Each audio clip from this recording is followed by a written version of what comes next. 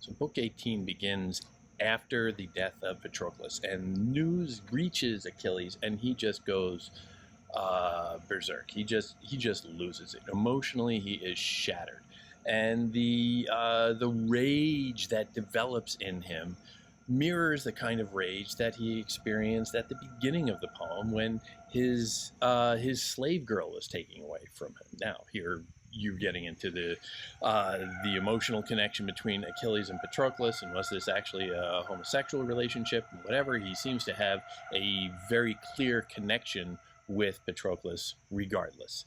And the fact that Patroclus's body has been essentially, well, it has not been recovered yet. It's a point of some contention between the two armies as they're fighting over the body and the armor that Achilles loaned Patroclus to go out and fight.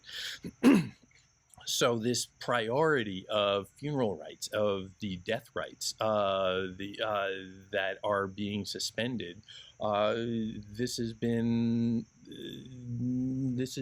being fought out on a very, very violent way on the battlefield at this moment that Achilles is learning that his friend has fallen, and so he is just apoplectic. He's spinning out of control in rage.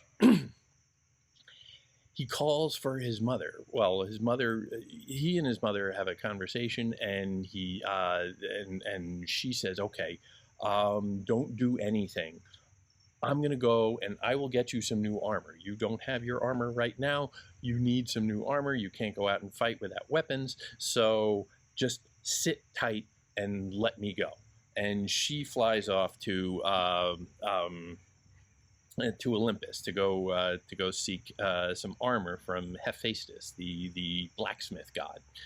And in the meantime, Achilles is just devastated, and he is roaring to go, and he just wants to go and kill and kill and kill because that's his reaction. He is enraged, and he can't even sit still. He goes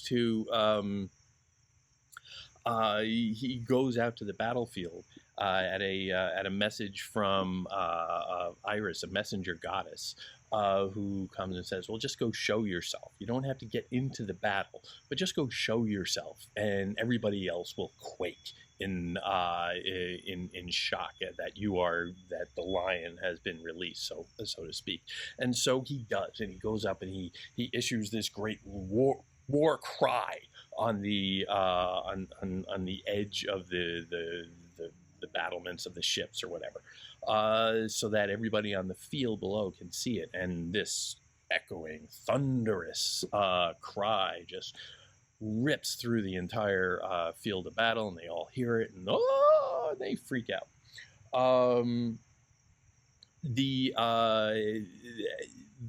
The Trojans take particular note of this because suddenly, like, oh god, their best warrior is really pissed off about this. He's coming back into the fight. The Trojans hold a council with all the greatest warriors gathered around, and they try and decide what to do with it. One of the Trojans, Polydamas, sorry, pronunciation. Polydamas is introduced as a great speaker, and he says, "Okay, well, maybe we should be cautious here. Maybe we should tread lightly. Why don't we? Okay, here we've been sleeping out in the field for the last few nights or whatever. Why don't we go back to Troy and sleep inside tonight? Because right now, as the sun is setting, this looks dangerous. Why don't we go, have a strategic retreat? We'll get some rest. We'll regroup. We'll come out to fight again tomorrow, but we'll be at our best." And he sits down, and then Hector, whom we are told was born on the same day, and so we're already understanding that these two are like two sides of the same coin. And we're told by Homer that, well, one was good with words, the other was good with the sword, and of course Hector is the one who is good with the sword, which I think is maybe underselling his ability to speak, but that's just me. And he comes up and he says, "Oh, I hate like hell, whatever you're saying." And he says, "No, we need to fight. We need to stay out here. We need to, pursue this to the end. I will not cave. I will not run." And of course, in the end, ironically, he will run. But he poo-poos that idea. So again, you get this sense of the two sides of the debate taking shape against one another. And Achilles, in the meantime, is equally enraged and anxious for the fight. He says at one point, speaking to the Greeks, he says, Patroclus, since I am following you beneath the earth, he's already foreshadowing his own death, which he knows about because it's fated and he can't escape fate. I shall not honor you with funeral rites until I lay here the armaments and head of Hector. So, having retrieved the body, they have gotten back the body by this point. They have retrieved the body of Patroclus, and they have washed it, and they've stretched it out and wrapped it in linen and done all this. And he says, "Okay, I am going to hold back plans for the funeral. We're not going forward with the funeral anymore. You're just going to sit here, dead for everybody to come and pay their respects, perhaps, but the actual funeral rites will not begin." So he is suspending the traditional observances of their culture for his own rage. He says, "I'm not going to have the funeral until I bring back the dead body of Hector, until I have my revenge." So his rage is once again taking precedence over the demands of the tradition, over the demands of the society that places such a great import on on funeral rites, on the traditional cultural ceremonies of the people. And the funeral rites are mentioned from like line 5 or 6 of this poem. The horror at the idea of the desecration of the body. The body must be preserved, must be protected, and he is already outraged that the body of Patroclus has been so mangled in these scuffles back and forth. So then we go and we follow Thetis, the mother of Achilles, the demigoddess, the sea nymph, whatever she is, who goes to Hephaestus and appeals to him, says, "Will you make my son some armor? Make him a shield, make him a sword, make him a breastplate, make him, a helmet.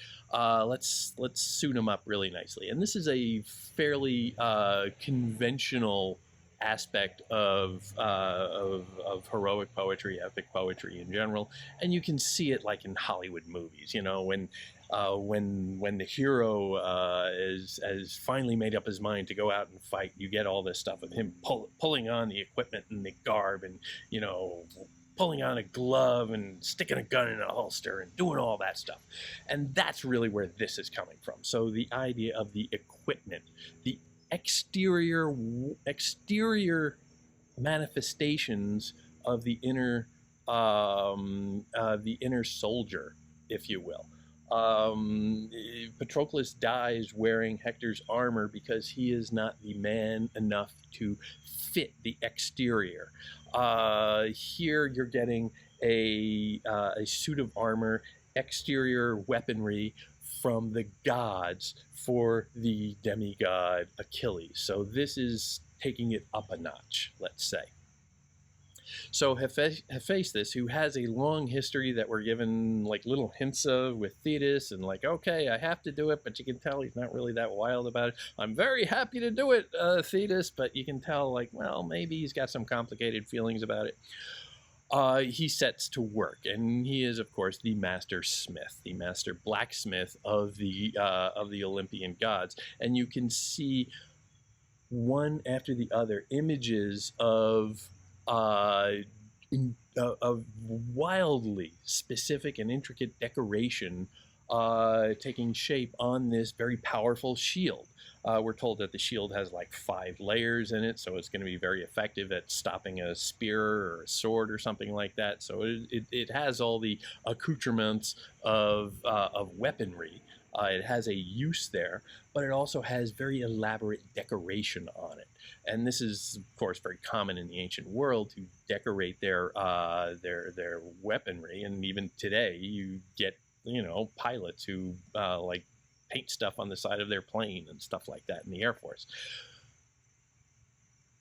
But it goes up a notch with this. And here we get a long passage, about 130 lines, I think, describing the shield of Achilles. And you get this, what is known as an ekphrasis, a detailed examination of artwork that, that we are invited to examine.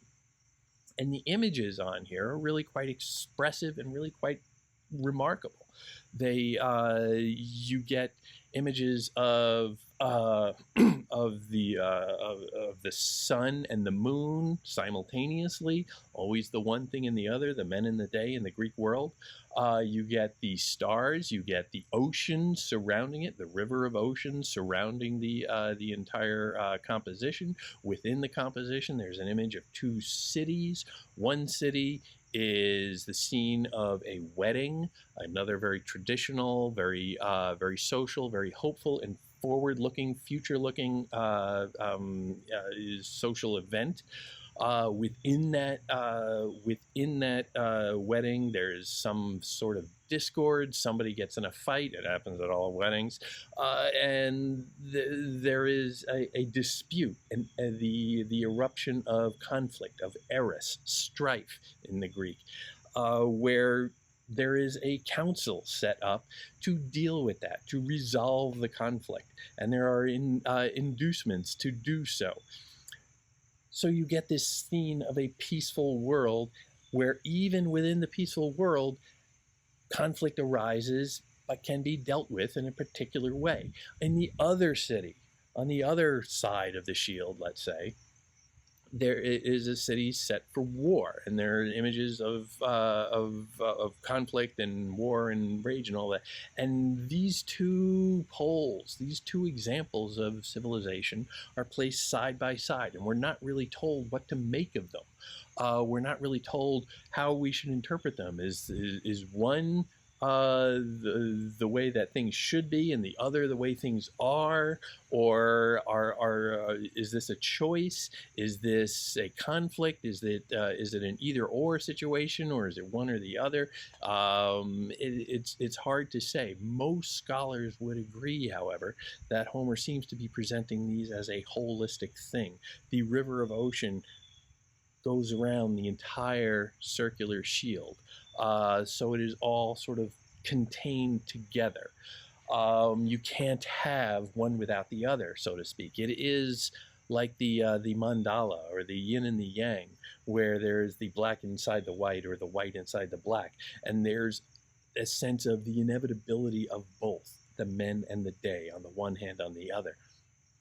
So the composition becomes a kind of totality of the Greek civilization, or the opportunity of that civilization. Now, that civilization is also plastered on the side of, or carved on, a shield of a implement of war. So the idea of the civilization and the war behind it is intractable. You can't separate one from the other. It is indissoluble.